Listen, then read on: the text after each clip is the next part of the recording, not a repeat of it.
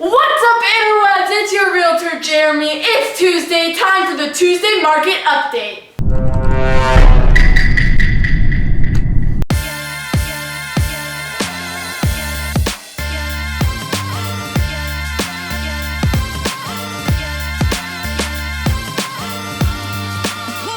Hey guys, seriously Jeremy this time, for reals.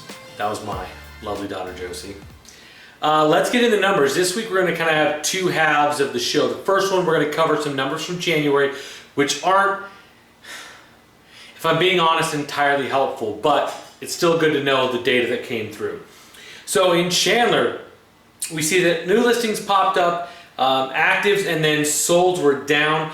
That's because these numbers that we look at are 30 days delayed, almost, sometimes more so, because it's for stuff that closed in January but that went under contract more than likely in December.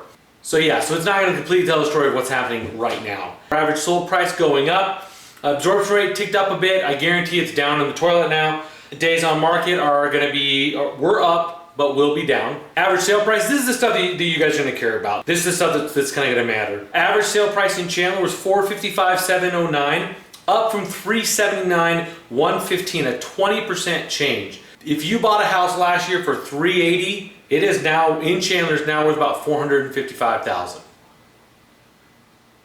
Yeah. Spread of houses, what I want you to take note of real quick is the 250 to 299. We sold only 19 in January of this year. Previous year, 66. So that shows you how much the prices have moved up. Obviously, the substantial number is still between the 300 and 400, but not far behind is 400 to 500. Gilbert graph looks almost identical to Chandler's. Same thing. They had a little bit of a drop off in the average sale price, but it's going to be ramped right back up. I guarantee it. Absorption rate, same thing. Ticked up a little bit for January, but it will be back down real quick. Average sale price, $468,935, up from $391,969, a 19.6% change. So actually Chandler outpaced Gilbert. So that's pretty cool. If you live in Chandler, I don't know, maybe it's not pretty cool. Whatever. Same thing in the 250 to 299. Last year we sold 64. This year we only sold 16. That shows you that most everything that was in that price range has shifted up to being in the 300 to 400 price range. We did sell fewer homes than last year in that price range. We sold about 52 fewer homes than we did last January, which is pretty interesting because for pretty much across the board, the sales numbers have been up. All right, looking at Tempe. We looked at Tempe last week, but we're just doing a quick overview this week. As you can see, new listings popped up, but everything else kind of stayed around the same. Prices did start to tick up a little bit. I guarantee you they're going to be up more. Average sale price, $368,211, up from $330,375, about 11.4% change for Tempe. Bulk of the houses, the majority of them were sold in the 300 to 400 range. Fewer were sold in that 250 to 300. Look, 10 more were sold in that 400 to 500. And then Mesa, you see the activity dropped a ton, but again, these are numbers reflective of what was happening with buyers and sellers and negotiating in December is what this is a little more indicative of. Sales price up, absorption rate ticked up a bit. Again, it's going to be down.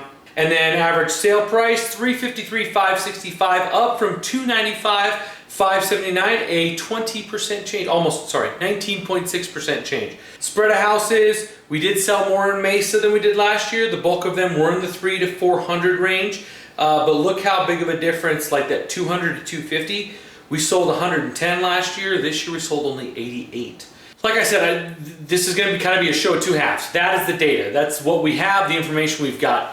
What we're seeing and experiencing on the ground in deals, in negotiations, is a lot of people going for only a few properties. I have a buyer I'm working with. We missed out on 2 properties. One we gave a really strong offer on. The second one we gave an even stronger offer on and got beat out by a pretty substantial amount of money, in my opinion, comparatively to the price point.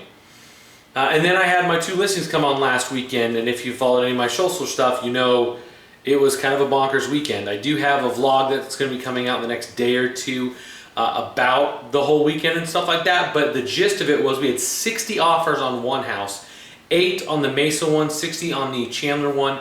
Yeah, that's a lot of activity. So you've got 60 potential buyers on one house, which means you have 59 people that are looking for a house that could not secure that one. So we need 59 houses in the, say, 310 to 360 range to cover all the buyers that were just going for that one house. And we had over 96 scheduled showings and like 70 people at the open house.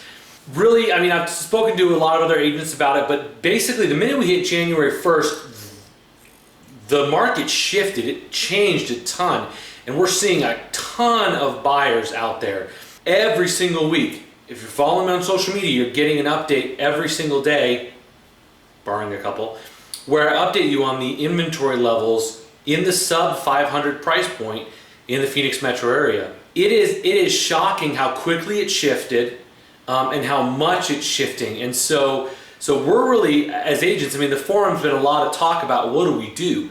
How do we create more inventory? And I don't know that we can necessarily create any more inventory. The builders are struggling to build. They're not building fast. If they can't build fast, there's not enough contractors out there for it. So I'm not really sure entirely what the solution is to bring more housing for all the people that are trying to move into Arizona. This is one of the other reasons that it's really important that the realtor you're working with, and I hope it's me, but that the realtor you're working with is active in the market you are looking to buy in.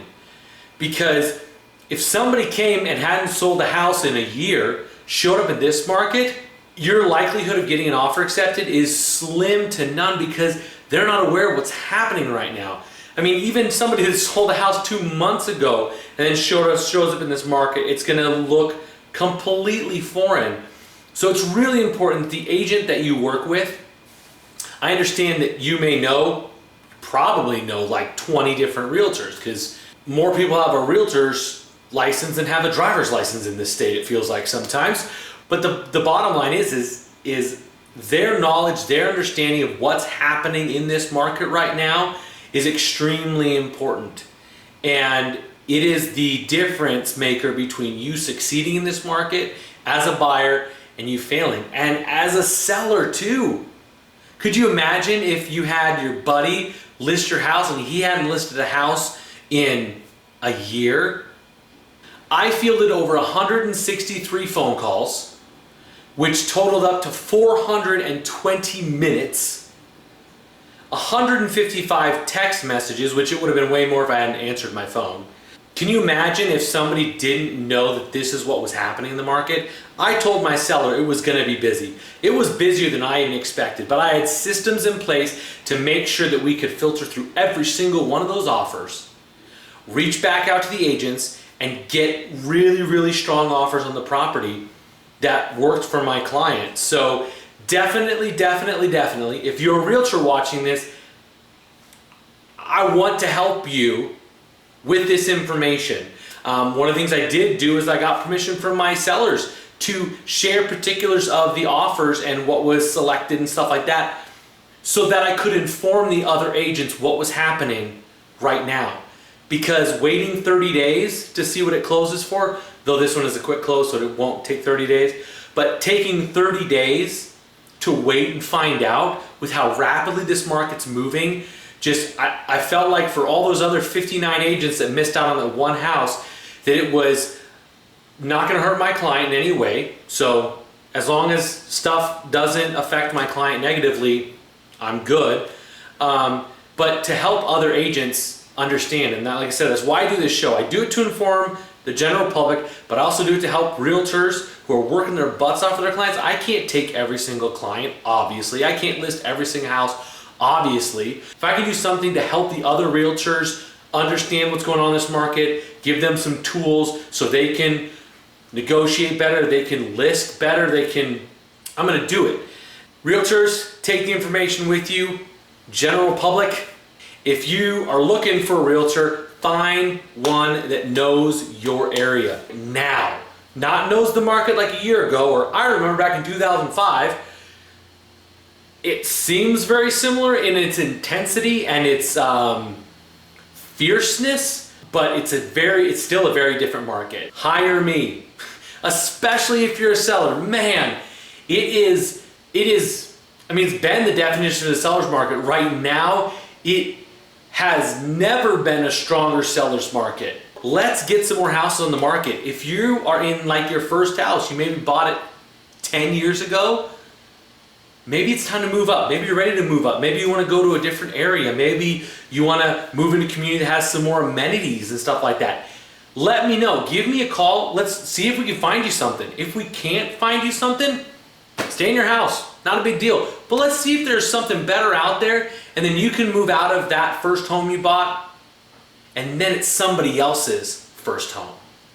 So yeah, let's get this market moving, and let's make a difference for all these people that are moving to Arizona. And why are they moving to Arizona? Because Arizona is freaking awesome to live in. Our economy is fantastic. Our weather is amazing, though weird sometimes. Snowed a week ago, was 80 something today, but whatever. Arizona's amazing, and that's why so many people are moving to our state. I appreciate you guys checking in this week. I'm not sure what we're gonna do with next week's show because, again, I don't feel like the data that we have from January is very indicative of what's actually happening right now. Tune in next week for the Tuesday Market Update when I'm not sure what I'm gonna do yet, but I guarantee you I'm gonna inform you about the housing market in the Phoenix metro area. You guys have a great week. I can't wait to talk to you again next week on the Tuesday Market Update. Bye guys.